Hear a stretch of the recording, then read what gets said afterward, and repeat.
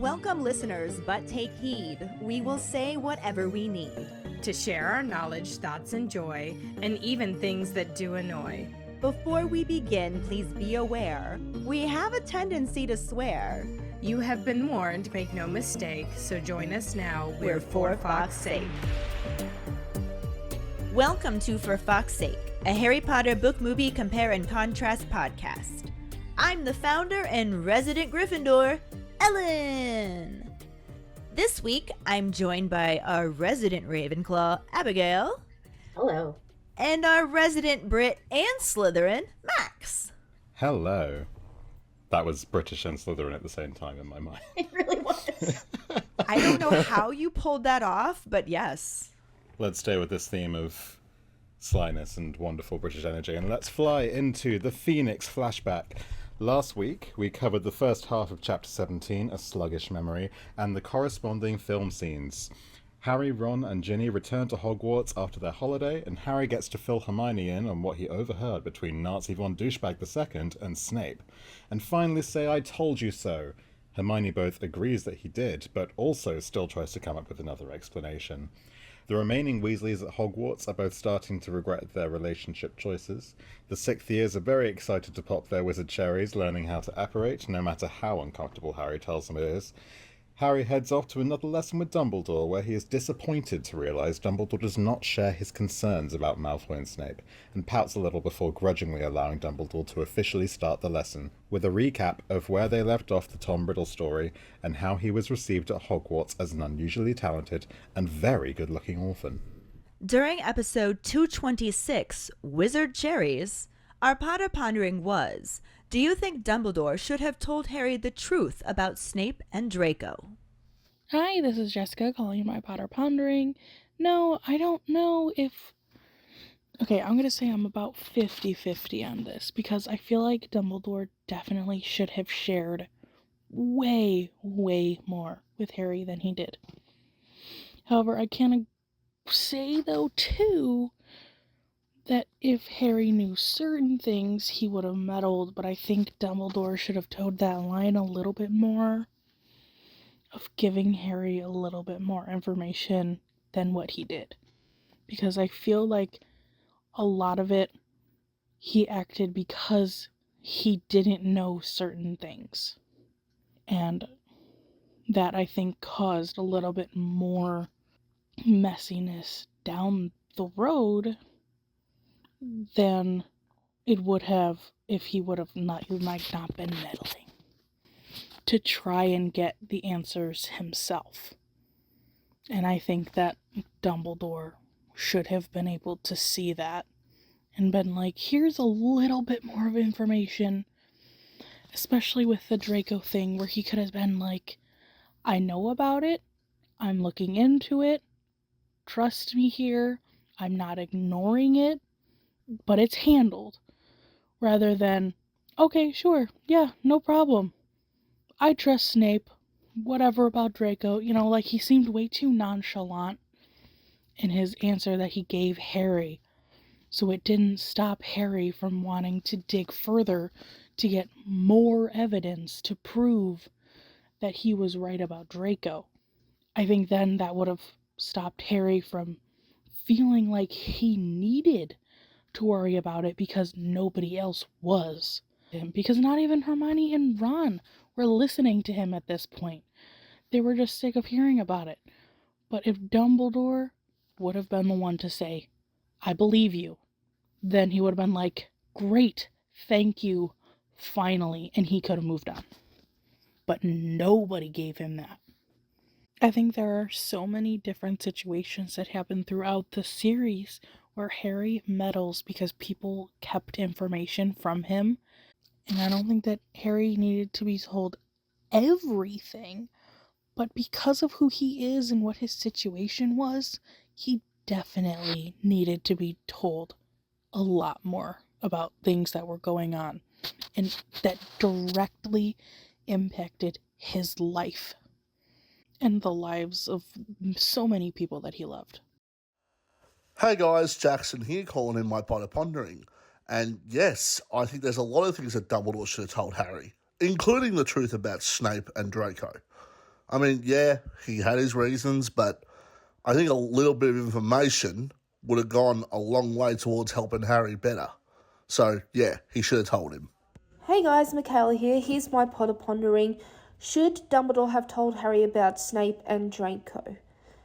Well, to be honest, it's sort of I'm going to lean towards no, because what if Voldemort had somehow gotten in Harry's head and discovered what Dumbledore had told him about Snape and Draco? He could already access Harry's mind, and, Harry, as powerful as he is, still wasn't fully strong enough to be able to control whenever he sees Voldemort's head, or even Voldemort could enter his mind at times. So I think Dumbledore sort of did the right thing, but then again, he also could have told Harry the truth as well. Yeah, so that's about it. Amanda said, no, I definitely take Dumbledore to be very wise, and I think he knew what he was doing when he kept that from Harry. Dumbledore was very good with Harry and knew how to handle him. Thank you so much for your responses. Our trivia question last week was, how old was Tom Riddle when he set off to find his gaunt relatives? It was the summer of Tom Riddle's 16th year. Congratulations goes to Jessica Wallace. Yay! She's officially hit a 4-week streak. Can she keep it going?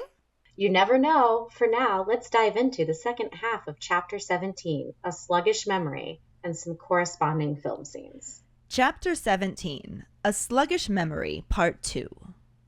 When Harry learns the staff at Hogwarts were nearly all favorably impressed with the talented and good-looking orphan, he asks if Dumbledore told them what Riddle had been like at the orphanage. Dumbledore explains that he did not, because he chose to give him the chance to start fresh. Initially, Harry is about to speak to Dumbledore's tendency to trust people despite overwhelming evidence they don't deserve it, but then he remembers that the Riddle who came out of the diary specifically stated that Dumbledore never seemed to like him as much as the other teachers. The headmaster admits that he did not take it for granted that he was trustworthy and did keep a close eye on him. He wasn't able to glean much at first, as Riddle was very guarded with him after revealing too much in his excitement at the orphanage.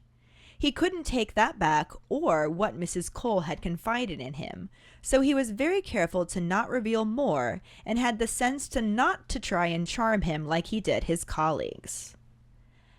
As Riddle moved up through school, he gathered a group of friends who were really just the forerunners of the Death Eaters, some of which became the first ones after leaving Hogwarts. They were never detected in open wrongdoing, but their 7 years at Hogwarts were marked by a number of nasty incidents, the most serious being the opening of the Chamber of Secrets when a girl died and Hagrid was wrongly accused.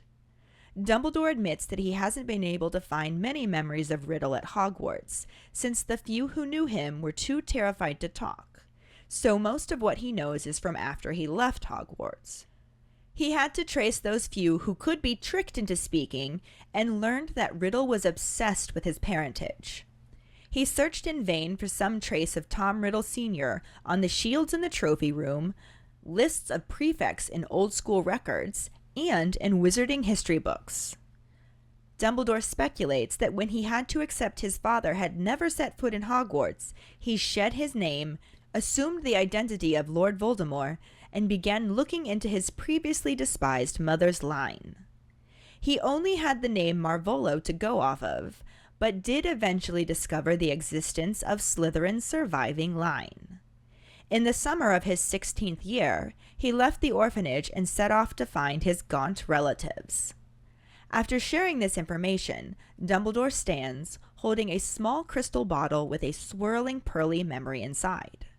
He tells Harry he was very lucky to collect it, and pours it into the pensieve. Harry steps up to the basin and bows to stick his face in, sinking into the surface and tumbling through nothingness before landing on a dirty stone floor in near total darkness. By the time Dumbledore lands beside him, he recognizes the place as the Gaunt's house. It is even more filthy, with cobwebs, grime, and moldy and rotten food. The only light is coming from a candle at the feet of a bedraggled man asleep in an armchair. Harry isn't even sure he's alive until a knock at the door causes the man to jerk awake and raise a knife. The door creaks open and Harry recognizes the teenage Voldemort holding an old-fashioned lamp. He looks around the hovel and spots the man in the armchair. The two look at each other and the man staggers up and hurtles towards Riddle, bellowing, "You!" and holding the knife up. Riddle orders him to stop in parcel tongue, and the man skids to a stop. Again they stare at each other in silence until the man breaks it, asking in parcel tongue about him speaking it. Harry is resentfully impressed with Voldemort's lack of fear, noting that he looks more disgusted and disappointed as he asks where Marvolo is. The man responds that he died years ago, and Riddle asks who he is. When he gives his name as Morphin, Riddle confirms he is Marvolo's son.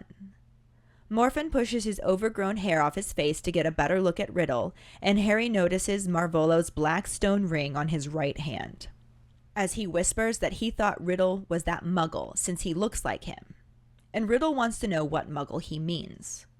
Morphin explains about the muggle that lives in the big house over the way that his sister took a fancy to, again saying he looks like him before acknowledging that he would be older now.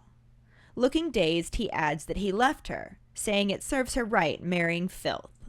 He spits on the floor and says she robbed them before they left, wondering where Slytherin's locket is. Voldemort doesn't say anything as Morphin works himself into a rage, shouting about her dishonoring them and wanting to know who he is coming there and asking questions when it's over. Voldemort moves forward and an unnatural darkness falls. Harry feels Dumbledore's fingers close around his arm, and they soar back into the present, where he immediately asks Dumbledore why it went dark. Dumbledore explains that Morphin could not remember anything after that point, and when he awoke the next morning, he was alone on the floor and Marvolo's ring was gone. Meanwhile, the village of Little Hangleton was dealing with the mysterious deaths of Tom Riddle Sr. and his mother and father. As far as Dumbledore knows, the authorities still do not know how the Riddles died, as Avada Kedavra does not usually leave any sign of damage. However, the Ministry knew at once that it was a wizard's murder, and also knew a convicted Muggle hater lived right across the valley from the Riddle house. They called upon Morphin, who admitted to the murders on the spot, giving a detailed description only the murderer could know. He claimed to be proud to have killed the Muggles, handed over his wand, which was proved to have been used to kill the Riddles, and was led off to Azkaban without a fight. His only concern was the loss of his father's ring, as all he ever said again was, "He'll kill me for losing it." Harry sits up straight and asks if Voldemort stole Morphin's wand. Dumbledore confirms this, saying they don't have any memories to prove that, but he is fairly certain Voldemort stupefied his uncle, took his wand, and made his way to the big house across the valley where he murdered the Muggle man who abandoned his witch mother, along with his Muggle grandparents. He then returned to the Gaunt hovel and implanted the false memory in Morphin's mind, laid the wand next to its unconscious owner, took the ring, and left. Harry asks about the real memory in Morphin all this time, and Dumbledore explains the skill and effort it took to coax it out of him. No one else would have delved further into Morphin's mind after he already confessed to the crime, but he managed to secure a visit with him in the last weeks of his life and found the memory while trying to learn as much about Voldemort as possible. He tried to use it to get him released, but Morphin died before the Ministry made their decision. Harry angrily wonders why the Ministry didn't realize Voldemort had been the culprit, since they can detect underage magic. Dumbledore explains that they can detect the magic, but not the perpetrator, as Harry learned when he was blamed for Dobby's hover charm. Harry is pretty upset to realize that an underage wizard can do magic inside an adult witch or wizard's house, and the Ministry won't know, especially considering what happened with Morphin. Dumbledore agrees, since whatever Morphin was, he did not deserve to die blamed for murders he never committed. He then moves the lesson along, since it is getting late and he has one more memory to show Harry, who remembers he called this one the most important memory. As Dumbledore pours another vial into the pensieve, Harry notices its contents are difficult to empty, almost as if it had congealed. The headmaster explains that it won't take long, and they again fall through the surface, this time landing in front of a man Harry recognizes immediately as a much younger Slughorn. He's so used to seeing him bald that seeing him with the thick straw-colored hair is disconcerting. Slughorn isn't quite as rotund as the one Harry knows, but the buttons on his richly embroidered waistcoat are straining. Man is sitting in a comfortable armchair with his feet on a velvet pouf, a glass of wine in one hand as the other searches through a box of crystallized pineapple. They're in Slughorn's office and he is surrounded by half a dozen teenage boys. Harry recognizes Voldemort at once and is startled to see he is wearing Marvolo's gold and black ring and has already killed his father. Riddle asks Professor Slughorn if it is true Professor Merrythought is retiring. Slughorn wags a finger at him, insisting he couldn't tell him if he knew, but also ruins the effect of the admonishment by winking at him. He comments on wanting to know where he gets his information, saying he's more knowledgeable than half the staff. Riddle smiles, and the other boys laugh and give him admiring looks, and Slughorn continues speaking. He mentions he has an uncanny ability to know things he shouldn't and a careful flattery of the people who matter before thanking him for the pineapple, telling him he is right, it is his favorite. Several boys laugh again, and something odd happens. The room fills with a thick white fog, and Harry can only see Dumbledore right next to him, as Slughorn's voice rings out too loud, saying, "You'll go wrong, boy. Mark my words." The fog clears, and it appears no one else noticed it or anything unusual at all. A small golden clock on Slughorn's desk chimes 11, and Slughorn hurries the boys out so they don't get in trouble. He tells Lestrange and Avery he wants their essays by next day, or it's detention. He stands as the boys file out and turns to find Voldemort stayed behind. He tells Tom to look sharp, since he doesn't want to be caught out of bed after hours, especially as a prefect. Tom tells him he wanted to ask him something. Slughorn gives him the go-ahead, and Tom says he wonders what he knows about Horcruxes.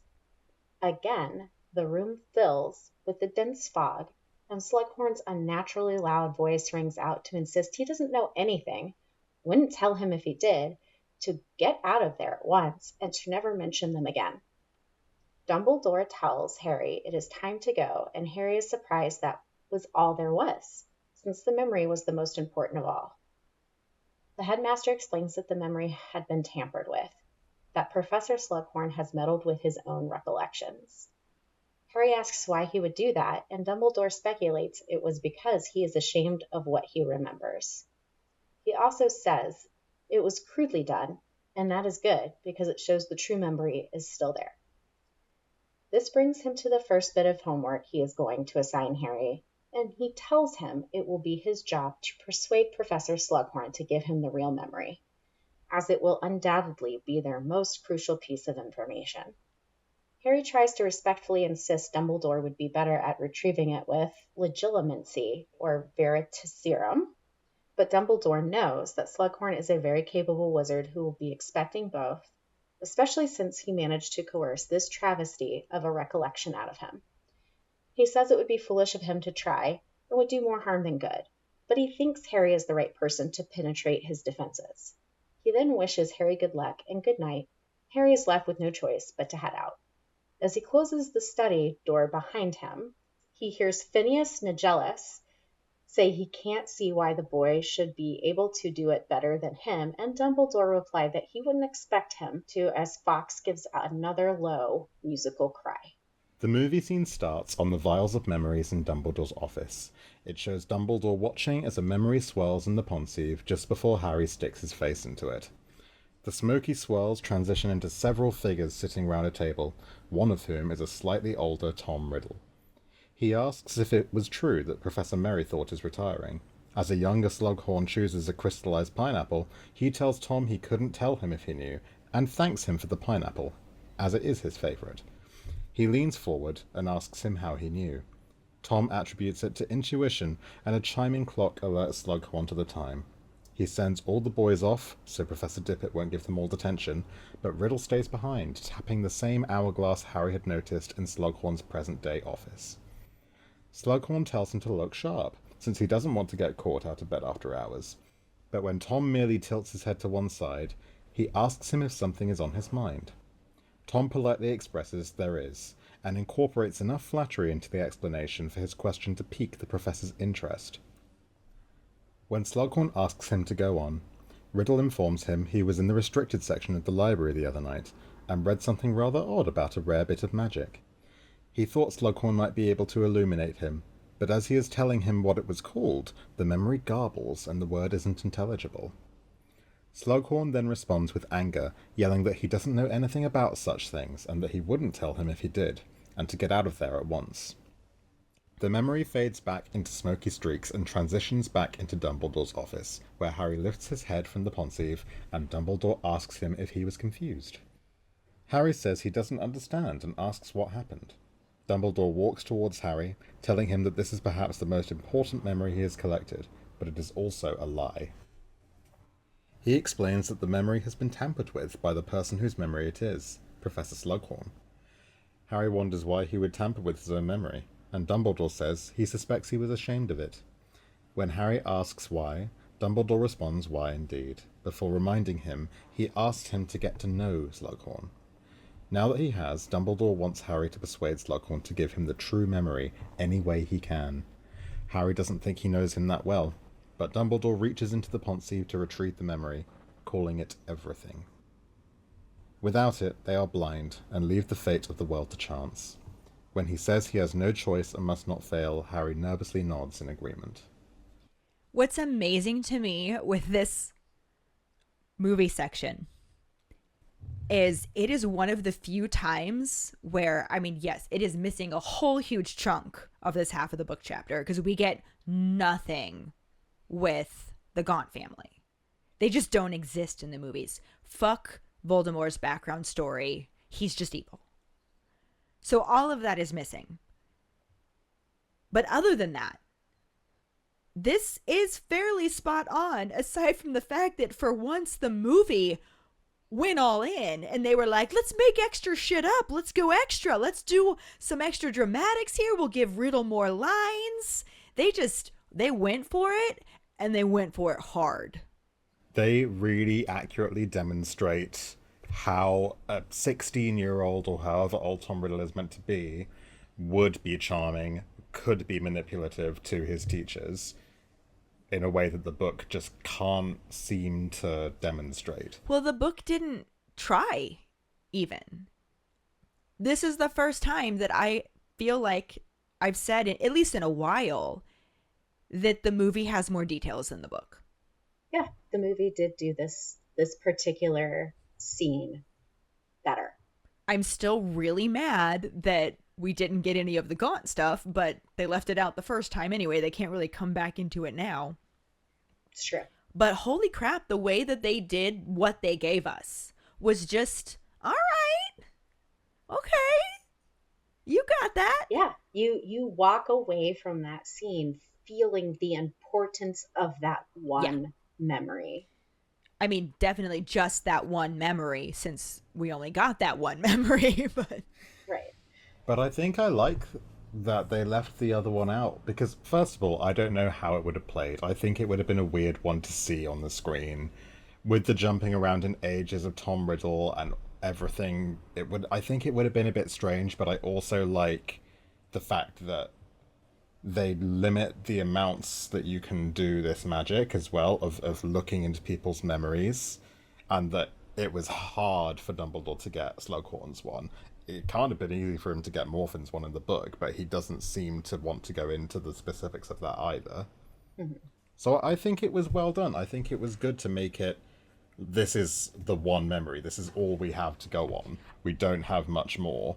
Because really the Morphin memory isn't that useful in their quest to find out what Voldemort has done. Right. The Morphin memory isn't speaking to what Voldemort has done that they need to undo, so to speak. However, it is so much about the person that he is and his weaknesses and what makes him tick.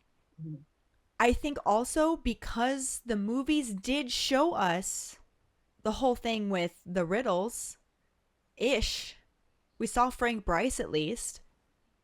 You know, I think not well enough, but I do think that we should have gotten to see that Voldemort killed his father and his grandparents, that he framed his uncle for it. I think that we should have seen where the ring came from. All we know is that Dumbledore had it. That's all we know. And this explains everything. Now, for the sake of the story, was it necessary to move the plot forward? No. But leaving it out completely minimized the importance of that ring. It did. And I think, too, again, it's just another one of those situations. Necessary to move the plot forward? No. But it does show you at what a young age. It was very character building. Yes, at such a young age, Voldemort was willing to do to continue to stay or hold on to the position he currently had within Hogwarts. Not just among the teachers, but amongst his peers. Because, as we've already talked about, if they'd found out he was part Muggle, I don't think they would have been nearly as accepting of him. I agree. He definitely kept that quiet for a very, very long time. Like, even his murder munchers didn't really know that he was half-blood. Right. And for them to still allow him to support him so fiercely as the leader of their full-blood movement, even though he's a half-blood, is very characteristic to Nazis supporting Hitler the way they did, even though he was 100%. Nothing like what he was preaching was the master race. To bring it back to the ring, just quickly, I am very annoyed at the film sort of not putting so much emphasis on it. Like, as we see from Deathly Hallows, this ring is way more important than it's made out to be. It's not just this cursed little object that Dumbledore finds randomly and has had a hard time destroying. It's a huge major plot point that they just decide that they're going to gloss over. And that results in the 7th film, at least, not in the 7th book, obviously, but in the 7th film it results in, oh, I wonder where the Resurrection Stone came from. That's interesting. Right. And then if you have read the books, you're going, oh, what a weird little plot point to leave out. If you've only seen the films, you're going, that was weird. What was with that weird ring? Right. And it wasn't necessarily confusing, although I do always say that this is one of my favorite movies to watch with people who haven't read the books, because they always end up with the most questions and then I get to answer them all. And we all know that I love talking about Harry Potter, so please ask me all of the questions. But, like, the movie sitting by itself is a very good movie. But the movie as a book adaptation is really quite poor. Mm-hmm. I do think it's kind of funny that this half of the book chapter picks up when Harry's just like, well, the staff all liked him. Didn't you tell them what he was like? And Dumbledore says, no, I mean, he didn't seem sorry, but I thought there was a chance he could be, so I gave him that chance to start fresh. And Harry's about to say, why do you keep trusting people that don't deserve it? But he catches himself and remembers when he met Diary Riddle, that memory of him was like, Dumbledore never seemed to like me as much as the other teachers did. So Harry's like, you never did actually trust him, did you? And he's just like, well, I didn't take it for granted that he was trustworthy. I was going to keep an eye on him anyway because he was alone and friendless and all of this other stuff, but dude was also sus. So yeah, I kept an eye on him. It was very difficult for him to really glean anything from him, as he said, because after that initial meeting where he was like overcome with emotion and the excitement of learning that he was in fact special, he let a lot slip that he normally would keep very guarded. And then, of course, Mrs. Cole confided quite a bit of suspicious activity about him to Dumbledore, and there's nothing that Riddle can do to take that back. So he just kind of has to go forward and be very cautious around Dumbledore. And he did show a lot of intelligence in the fact that he never tried to charm him the same way that he did all of his colleagues. So Dumbledore's just kind of this character that's like, sure, okay, you can like him, dude's sus, but he's playing you really well, so I'll let this play out. Yeah. And there are two things about this scene that really stand out to me personally. The first is that Harry's version in his young age of like, you keep trusting people who don't deserve to be trusted, and Dumbledore pointing to the fact that it's not about deserving it, it's about earning it. Right. Which leads into, if you read it a little deeper, like, yeah, he trusts these other people that Harry is suspicious of because they've earned his trust in ways that Harry is not privy to. And that he hasn't experienced. Yeah, he's just not aware. He doesn't know. He's missing information. But also, like, 100%, this is Tom Riddle showing his narcissistic personality disorder at a high level. Oh. I know who I can charm and who I can't. And I'm going to focus my efforts on those I can. And I'm just going to deal with the people I can't. Yeah, peak narcissism. Yep. Does anyone else see, not a similarity, but a possibility here that Dumbledore's interactions with Harry, especially in the 6th book, are almost... It makes you feel like there are lessons he's learned from how things went with Tom Riddle and how that went, and how to now guide a student that needed guidance. I do think that makes a lot of sense. Mm-hmm. Because he's not trying to give Harry all of the answers. He's just trying to give him what he needs in order to still make his own decisions. And he doesn't want to like fully influence it, but he does want to at least set him on the right track and still let him take that path. I feel like he's making Harry feel trusted and understood. Whereas with Tom Riddle, I feel like his plans made it so that he couldn't really have that relationship with him, even from bringing him on from the first point when he was warning him, like, you know, don't steal. Mm-hmm. That could be interpreted, especially by a young Tom Riddle, as a challenge. And I think that he has learned some lessons here of how to interact with his students, because again, he wasn't even headmaster at that point. He was Right. a teacher. I mean, I would hope that after 50 years and then some, he would have learned a lot more about his craft. It's the difference between, I think, Dumbledore being a professor and somebody who is there to teach versus becoming the headmaster and being somebody who is there to coach. Yes. Yeah. Coach, support, definitely. Yeah. And that's very, very different than teaching. Coach Dumbledore is a very fun image there. You got it, kid.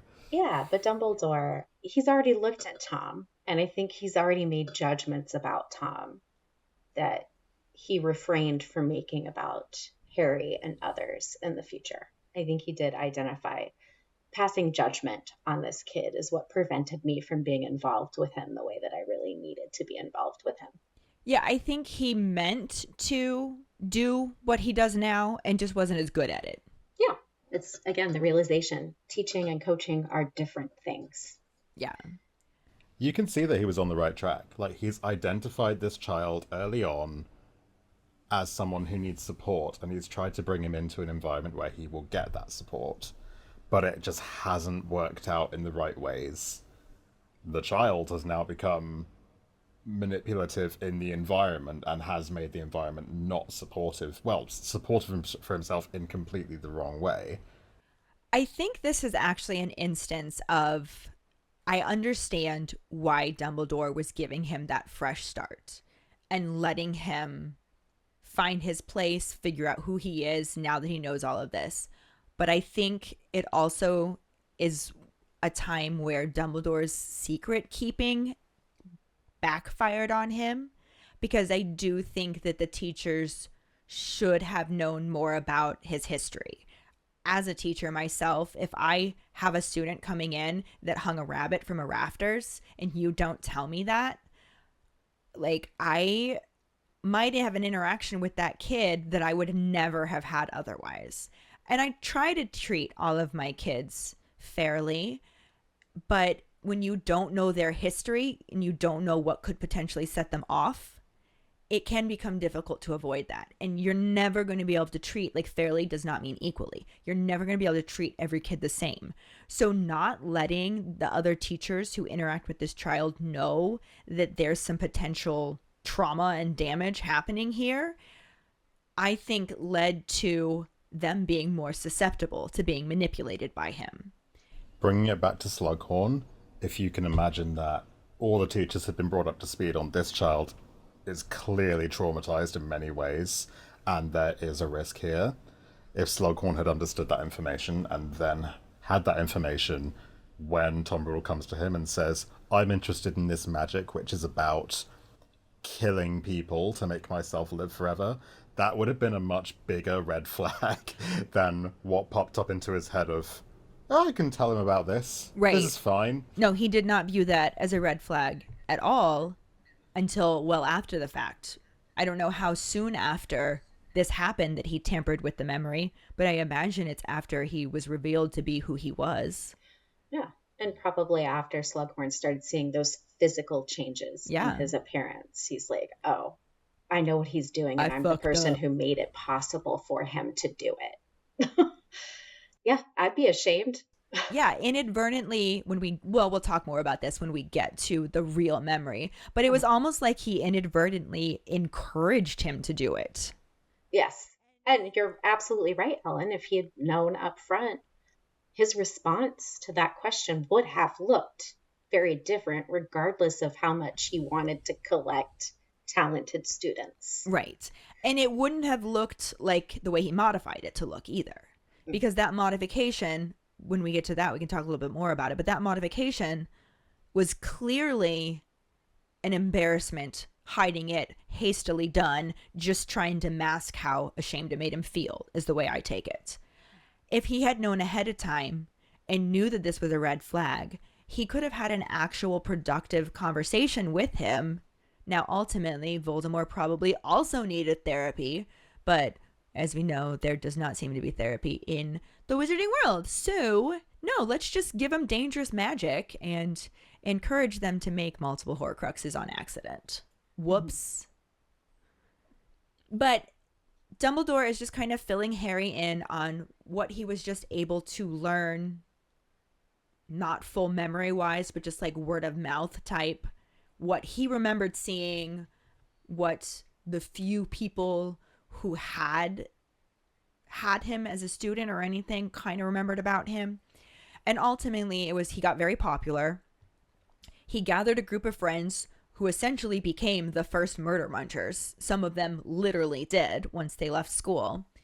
And even though they were never specifically caught and blamed for wrongdoings, a lot of shit went down the 7 years they were there. The worst of which being the entire premise of book 2, the opening of the Chamber of Secrets and Hagrid being wrongly accused of said crime because a girl died. And that is pretty fucked up. Yep. Especially for kids in that age group to have to deal with. Oh, yeah. There's not a lot more information other than that, because anybody that did have more inside information on Voldemort at this time in his life is either his best buddy murder muncher or fucking terrified of him. So he really has to track different people that may have had an interaction with him. He has to research a lot and then find the ones that he knows he can trick into talking in some way. And that really brought it down to the 2 memories that we see in the book section, at least. Because the few people that he was able to trick into talking all stated the same thing, that Riddle was obsessed with his parentage, which makes sense being an orphan. Right. In fairness to Tom Riddle, most orphans are obsessed with their parentage. Knowing who our parents are and their ancestry is a big part of learning who we are. There's this, it's that here's where you come from line of history. That is a big ingredient in the recipe that helps to develop and mold us into who we are. Yeah, and it could be something that takes a huge toll and people want to embrace that culture and the history into shaping who they are going forward. Or it could be something that, had he been a mentally healthy individual, he could have seen where he came from and used that to try and be better. Right. But that's not what we have. No. So he's going on this big hunt like he always believed from the get-go. His mother wouldn't have died if she was magical, so it must not be her. And he even kind of hates her for dying and leaving him alone. He figures that it has to be his father, and he knows that he's named after his father. So he is looking for Tom Riddle Sr. in everything that he could possibly find in Hogwarts, in the library, trophy room, prefect lists, and finding absolutely no sign of him, to the point that he finally has to accept his father has just never, ever, ever been to Hogwarts and is most likely not a wizard. And I think that the moment he made that connection, he was like, well, fuck this guy that I got named after. I don't want to be associated with that, but let me take the same letters and rearrange them in an anagram of my original name and become I am Lord Voldemort. I always thought that was hilarious that he kept all the same letters. I mean, we've all seen the meme of him going through all the options of what it's Dildo gonna lover. Look like. But it must have been such an awakening moment of I almost want to imagine it as this adorable night he spent by himself in his common room, just you know what, I'm not my dad, and that's cool, and he has this little wholesome experience of going through the options of what his name's gonna be. But then also, when we got onto it, it's the idea that he's spent all this time looking, and the disappointment, and it's a heavy episode, to be honest. In terms of discussing this child's psychology, because he's still a child at this point, and he's coming to terms with the fact that he has no identity, and his only attempts to find his identity has met with really crippling disappointment. No, the boy needs therapy. Yeah. Yeah. But he doesn't get therapy. No, he doesn't. Instead, he goes and he kills his father and his entire paternal line. Hey, that's therapy. Alive. That's therapy when you need it. Yeah, I know, maybe once. There's something I'm sure that felt therapeutic about it, but not in a healthy way. Yes, not all therapy is good therapy. Oh. Yeah, there's a difference between something feeling therapeutic and actually he being definitely wasn't planning on going in it that way, I don't think. It was a total trigger reaction. It was, oh, they're over there? Okay, I'm going to go and kill them now. Yeah, it was, and hearing the story from his uncle about how that all went down, and that guy, he left her. Yeah. Serves her right, marrying into that filth. Well, and it's interesting because I feel like there was a lot of emotions, and it wasn't just he left my mom. It was I feel like there was a lot of hate from different directions that led to that. But he started going off of only the name Marvolo as his middle name, really looking into where can I find Marvolo, becomes aware of the existing Slytherin surviving line, that there was a Marvolo Gaunt, or at this point he thinks there still is a Marvolo Gaunt, and thinks, okay, maybe this is. So the summer of his 16th year, he left the orphanage that he had to go back to each summer to see if he could find the Gaunts, which he assumes could possibly be his relatives. Yeah. And don't forget, that was our trivia question. That was our trivia question. Yeah. So Dumbledore, in the book at least, is just all right, so that leads us to our first memory that we don't need to show you in the movie. But he opens a bottle, pours the memory into the pensieve, or pensieve, as British, our resident Brit says. I love it. Now when we have questions about how things are pronounced or what they mean or something like that, we can just be and explain. But back to Harry Potter. They go into the memory in the pensieve, and Harry finds himself in a very dirty and very dark room, which he eventually, from the light of one little candle, is able to recognize it as the Gaunt's house, if you could call it a house. However, it has taken a turn for the worse, which is saying a lot considering where it started when we first saw it in the book. But now it's just like cobwebs, grime, moldy and rotten food everywhere, crusty dishes. Ew. Bachelors living there for sure. But he sees this man with like an overgrown hair and beard, possibly dead, in a chair near the fireplace, until there's a knock at the door and it causes the man to like sit up really fast and immediately brandish a knife, because that's just what Morphin does. So despite there being a knock, it wasn't like knock knock, come answer the door. It was knock knock, I'm gonna open it right away. So the door just creaks open, and then Harry sees the teenage Voldemort standing there with an old-fashioned lamp, just checking the place out. And he kind of looks around at the disgust of all of this until he sees the man in the armchair, and the two just sort of stare at each other for a moment before Morphin completely loses his shit and just jumps up and starts charging towards him, going, You! And I'm actually really impressed with how a 16-year-old handles this. To just immediately be like, stop, but in Parseltongue. Like, the fact that his instinct was to speak to him in that language was, like, that was fucking smart. I bet it would be like an instinctive thing of like, oh, this person is like me in this way. Like, I'm sure snakes have this. I'd have no scientific evidence for this, but I'm sure snakes will have a way of like recognizing family. Yeah. Almost like the twin connection. Yeah. Because it works. Fact check. It really does work, though. Morphin immediately stops. And he's like, you speak it? And he's just like, yeah, I speak it. And then they stare at each other again. And Harry's even kind of like, God damn, this dude's got confidence. How is he not terrified right now? I fucking hate him. But really, he just looks disgusted and even kind of disappointed.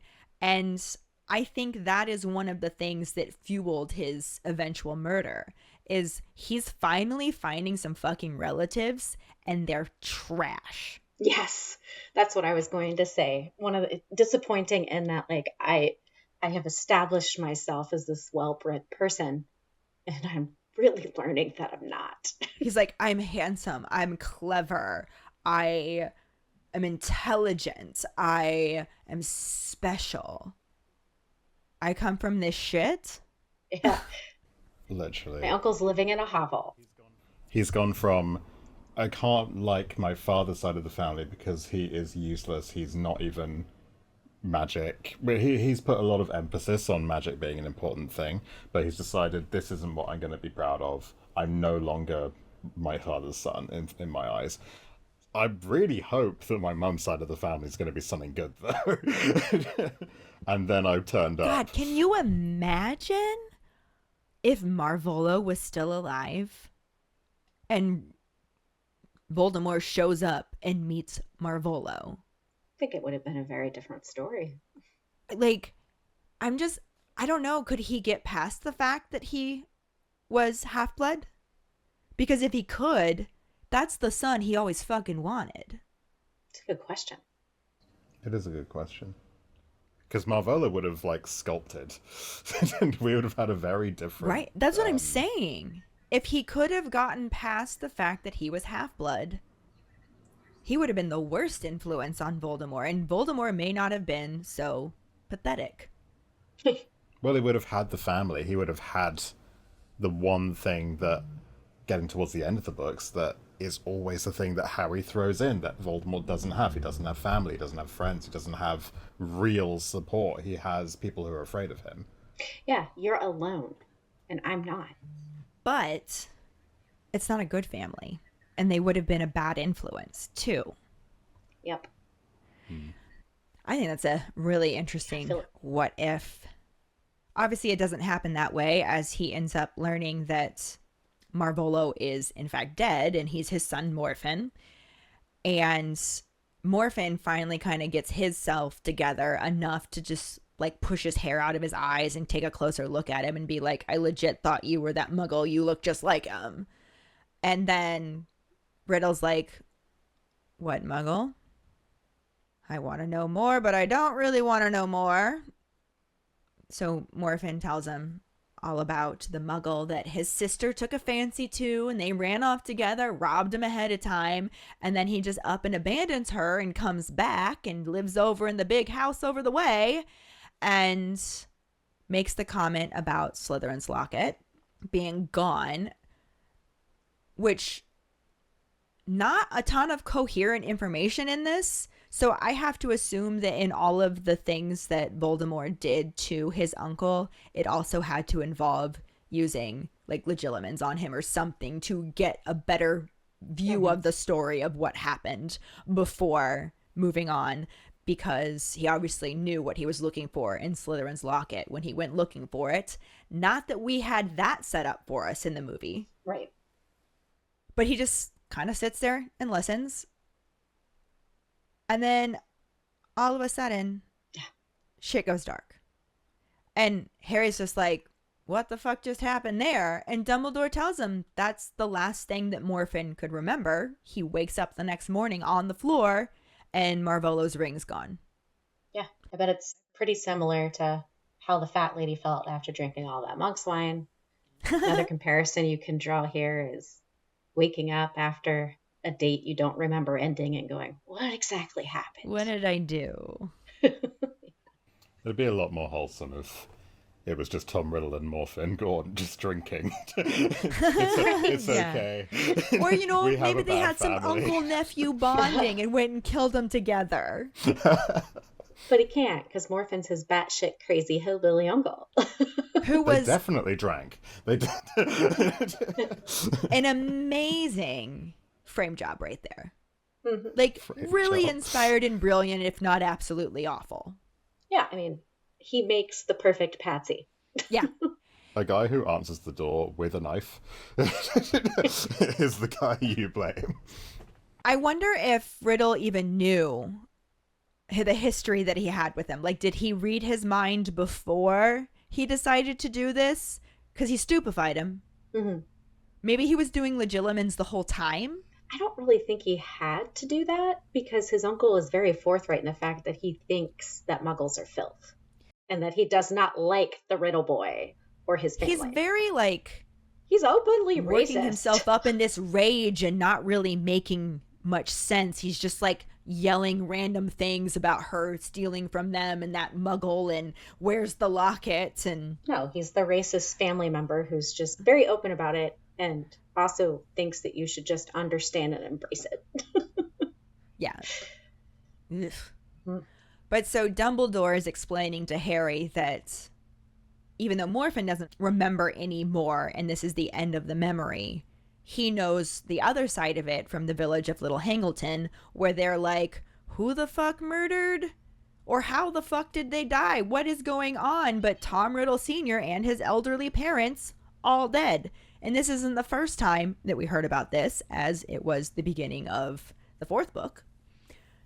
But Dumbledore mentions that the authorities don't know how they died because Avada Kedavra does not normally leave behind any visible signs of damage, with the exception sitting in that very room with them as he gestures to Harry's scar.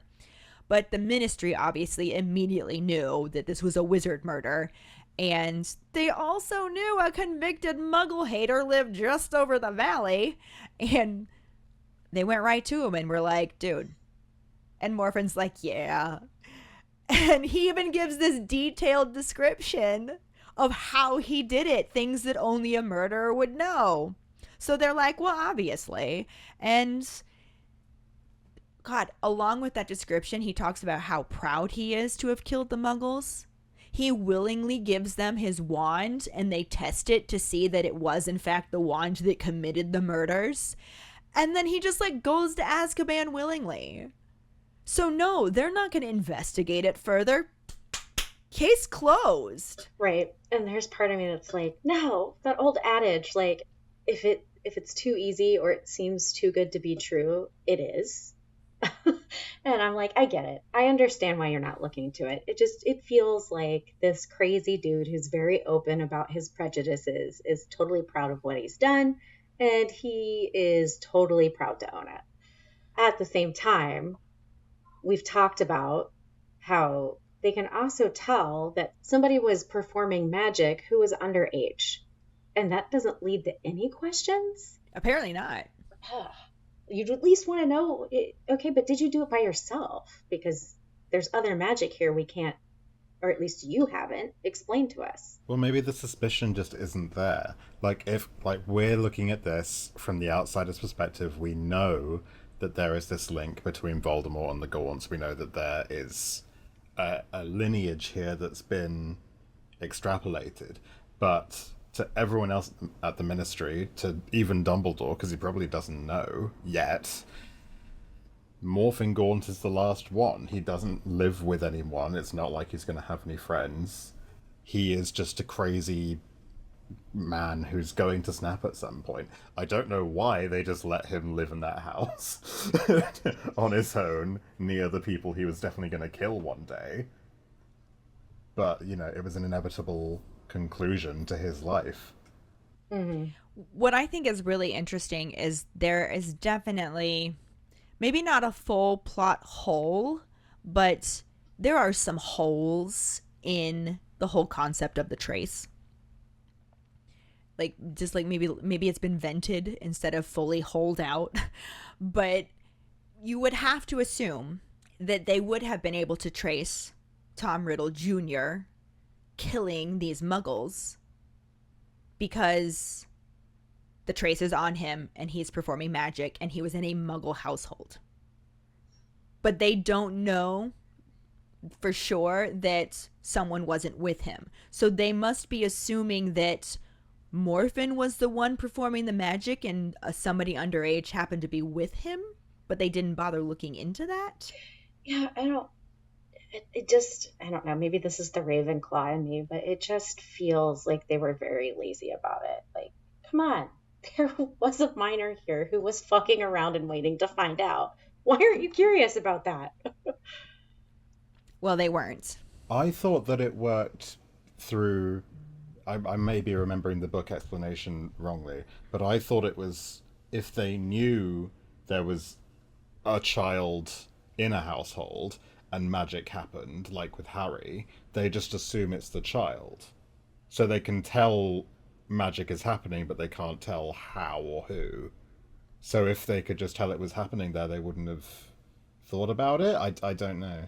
Again, it's full of holes. It doesn't work. It's full of holes. It is very much like in the case, because this comes up, because Harry gets pretty frustrated that Morphin gets blamed for this. He's like, okay, so Riddle stole his wand, right? And Dumbledore's like, yeah, but we don't really have any memories to prove that. It just seems the most likely that Voldemort stupefied his uncle, took the wand, heads over to that big house. Who knows if he was confronting his dad or if he, the entire time he's going over there, is just ready to murder. Like, he may have just walked in and Avada Kedavra'd them without a word. Which seems more like Voldemort's style, but at this time, he's not full-blown Voldemort yet. No, he's becoming, but he is not there yet. This is definitely one of those rising actions that lead to development of Voldemort, which I think is why I'm so upset the movie didn't feel the need to include it. But Harry's pretty pissed that Voldemort got away with this, considering that he was only 16 and underage. He's like, there's a trace. Like, why wouldn't they have known an underage just fucking performed Avada Kedavra? Like, they at least had to know that someone performed Avada Kedavra near somebody with a trace, right? Yeah. And Dumbledore points out that the trace is not perfect because, as Harry learned himself... He was the one who was blamed for Dobby. Like, you got blamed for Dobby's Hubber charm. And Harry's just like, Yeah, what the fuck's that all about? That's really messed up. Look at what happened with Morphin. That's so wrong. And Dumbledore was really the only person in this entire scenario who looked at that and was like, guys, this still smells. This is not right. Something weird is going on, especially since for the rest of his life in the ban, the only thing Morphin would say is about the loss of his father's ring. And he just keeps saying he'll kill me for losing it. So even that's just like, well, what happened to the ring? Like, did it fall off your finger while you were murdering the muggles? Like, Yeah. the Ministry is just so willing to shove things under the rug because they had an explanation that tied everything up with a neat little bow. Yeah, Why look further into it? They don't want to dig. They just don't have enough intellectual curiosity to dig into that. I'm still hung up on the ring like myself, though. Well, not the ring itself, but on the fact that Morphin keeps talking about it. I feel it's something I'm not realizing about his condition after all this happens. He's no longer concerned about the locket. He's no longer seething at what his sister did. He's just on the ring. I find that really weird. Yeah, well, and he keeps making the comment about his father's going to kill him in present tense. But he doesn't say... But Does he say his father, though? Or is it He just... says he's going to kill me. me? He's going to kill me. But who else is that than his father? it could... Well, he could be talking about Voldemort. Oh, maybe. Yeah. I don't think he is, but it is a distinct possibility. Regardless, it should have been more obvious that this was a very fishy story and it was way too clean for them, but they just wanted the easy out, as they still tend to do in present day of this story. And even Dumbledore is like, yeah, Morphin sucked, but he still didn't deserve to die in prison convicted for murders he didn't actually commit. Mm-hmm.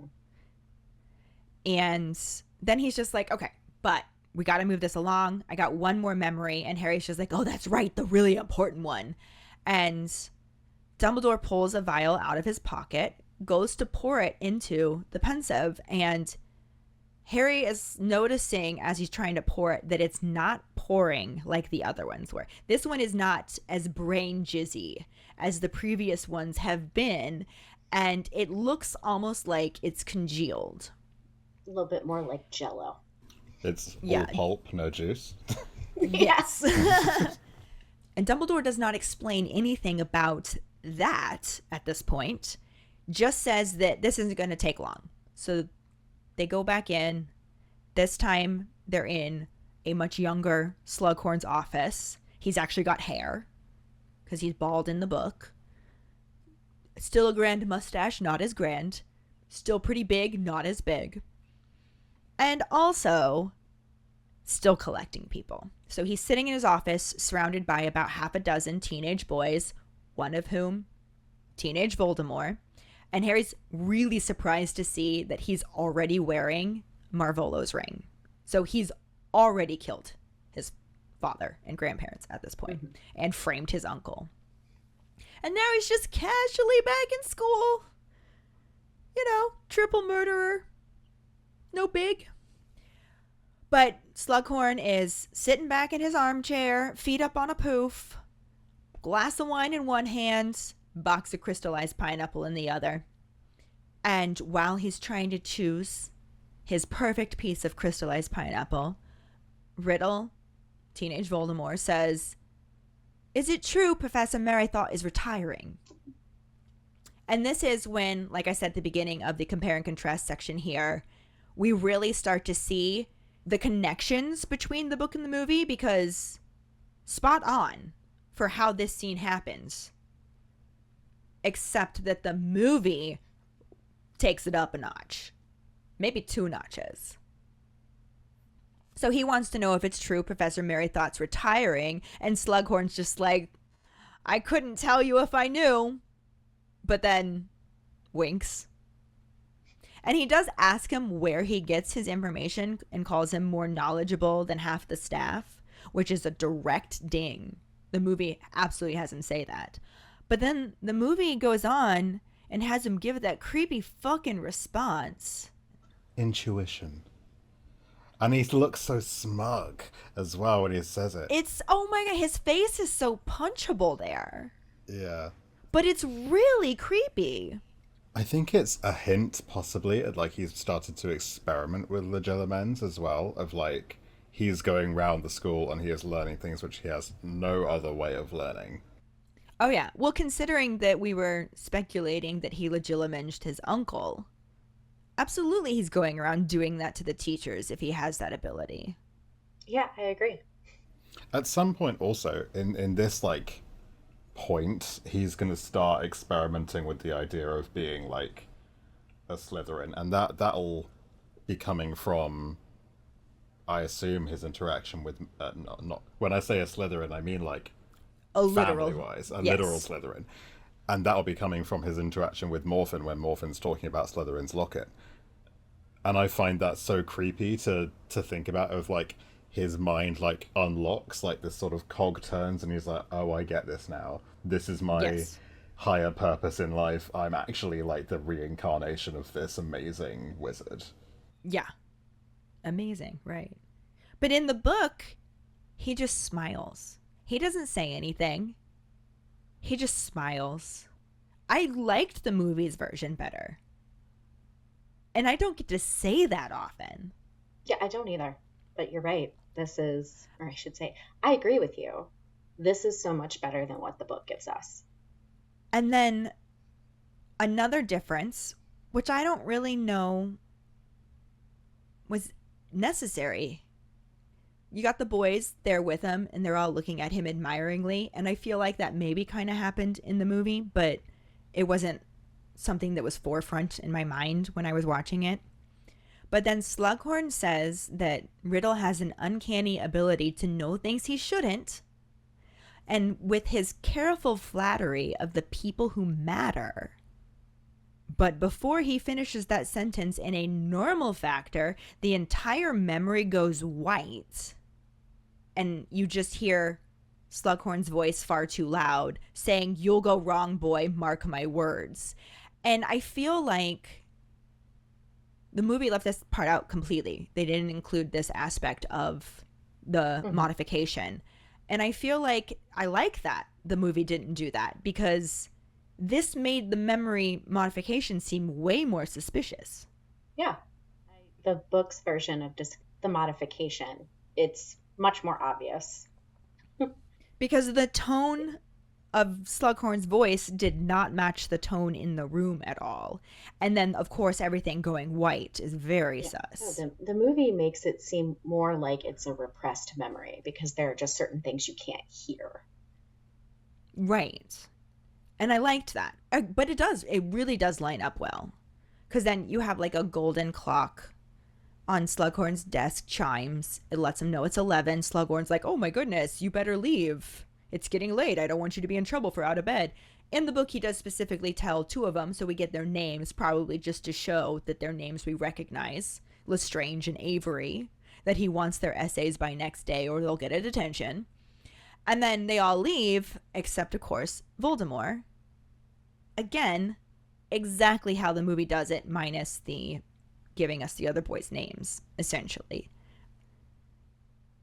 I actually can't get over how good this movie scene was. Even as I was writing these summaries and thinking like, oh yeah, those were pretty simple, I got so caught up on them leaving out the bit about the ring and murdering the Riddles that I didn't even focus on how good they did this. I mean, as an interaction between, so it's Jim Broadbent as Slughorn, and is it Frank Delane in this scene as Tom Riddle? Jim Broadbent's an amazing actor. And Frank Delane is in so many things now. Obviously, he was very young at the time, but he's in so many films and shows now, and he is just fantastic as an actor. So you see their interaction really play amazingly. And I think it's a testament on them picking really good actors for Tom Riddle. Every single actor for Tom Riddle is really exceptional. Yeah. Creepy. Very good at the creepy. Creepy, but also like charming and like No, interesting. definitely a charming and attractive, but still creepy. Oh yeah.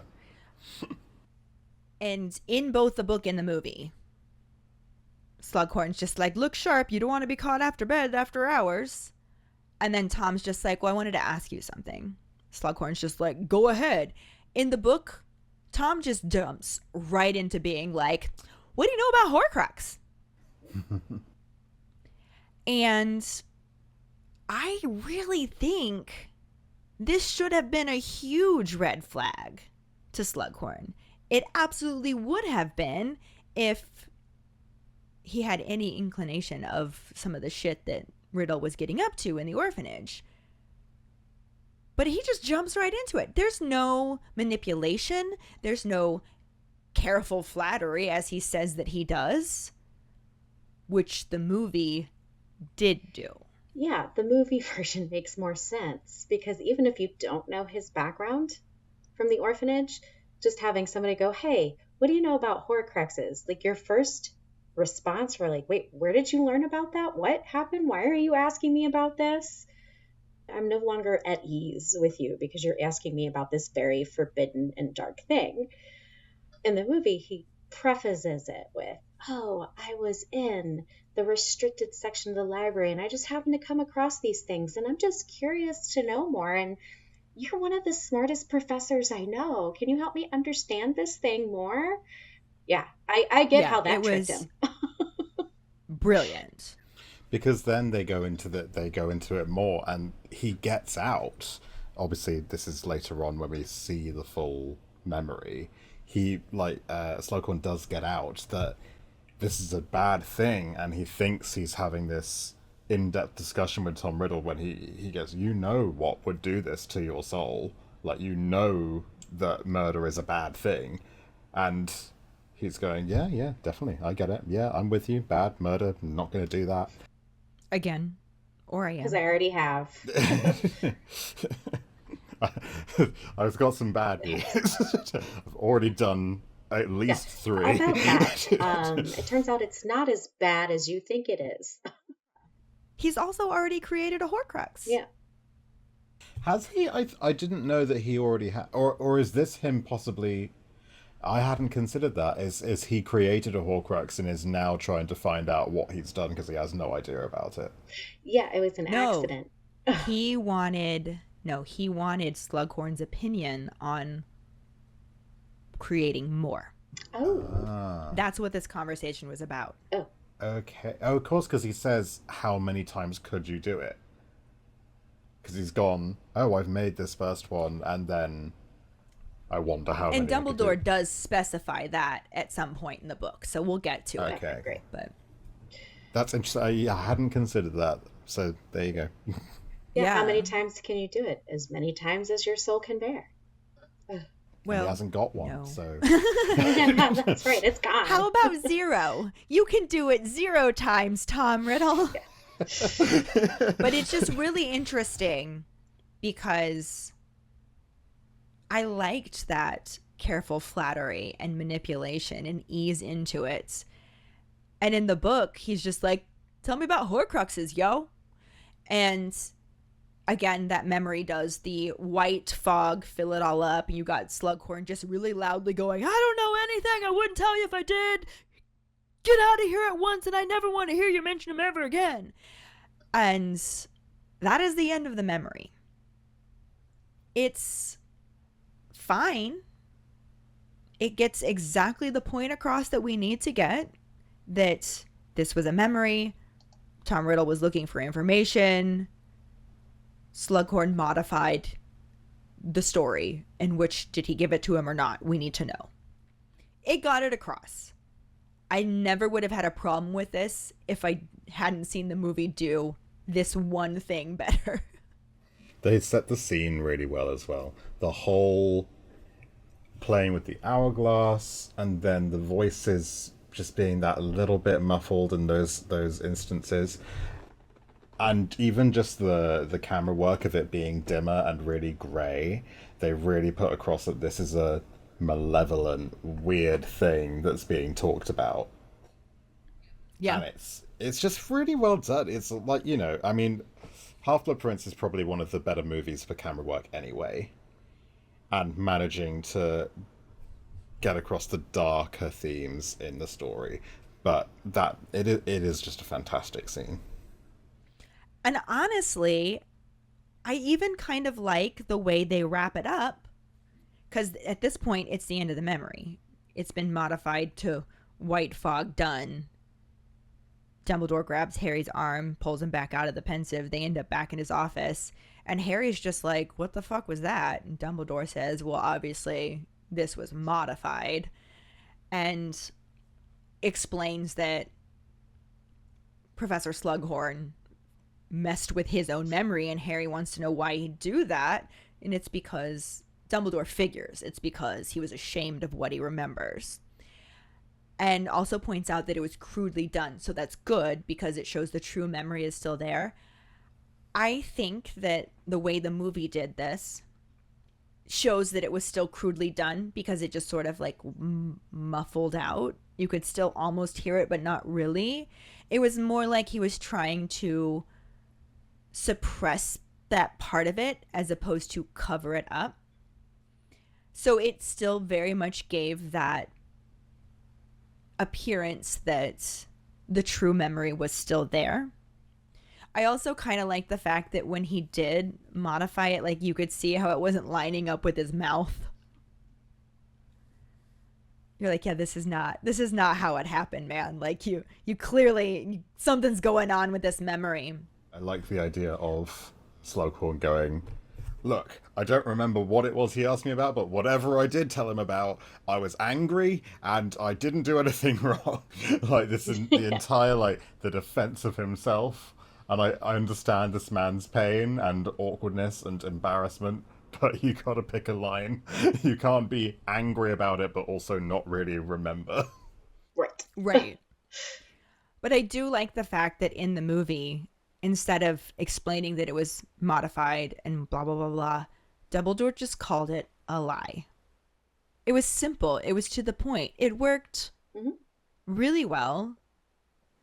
And it kind of transitioned it nicely into him, like, it's a lie. It's been tampered with by Slughorn. I don't know. It just felt cleaner to me, if that makes sense. I mean, yeah, because when we're ashamed of something we've done, we modify our truth or we turn it into a lie. We create a new truth, which is essentially a lie. But it was literally a ding. Like, this is how the book did it. Mm-hmm. Just, they didn't change the details. They didn't change the aspect. They added a little bit more, but they stayed so true to the soul of it in this instance and did it better. I was like, how often? I can't get over it. How often do we get to say that? Right. It's crazy. And then he goes in both, basically right into requesting that Harry retrieve the true memory. And I think it's kind of funny because in the book, it wasn't set up the same way.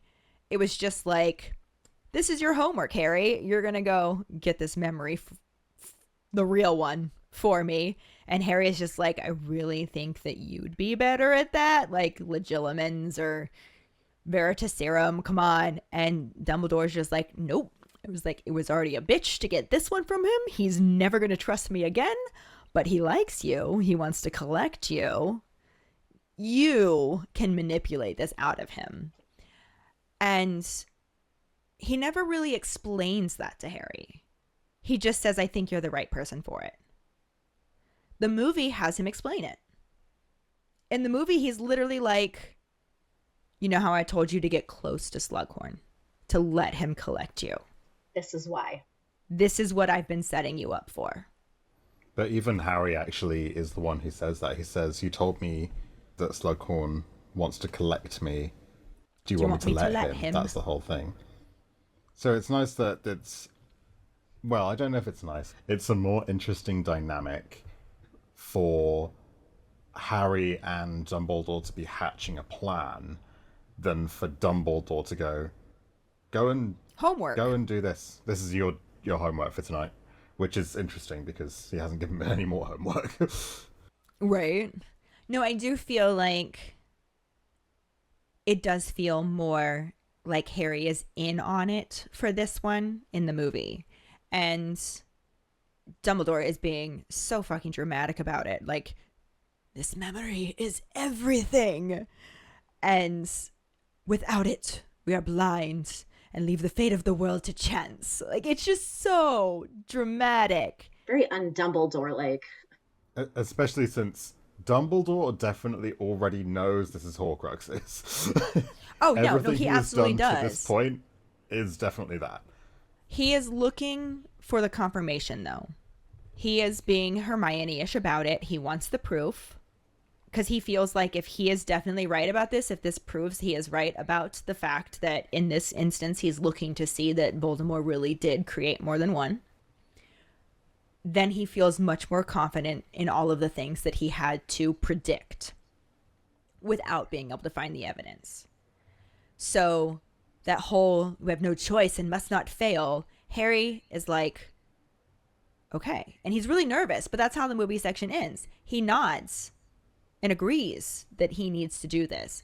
Whereas in the book, Dumbledore just tells Harry he's the right person to penetrate his defenses, which is not a good enough reason to use the word penetrate, but... And then he immediately is just like, good luck, good night. And Harry's just like, okay, bye. And just has no choice but to leave. There's no partnership in it. There's no discussion about it. It's just, I need you to do this. You're going to do it. And then I always wondered about this, because the way the book chapter ends, as Harry's leaving and closing the door, he hears the portrait of Phineas Nigella say he can't see why the boy should be able to do it better than Dumbledore. And Dumbledore says, I wouldn't expect you to.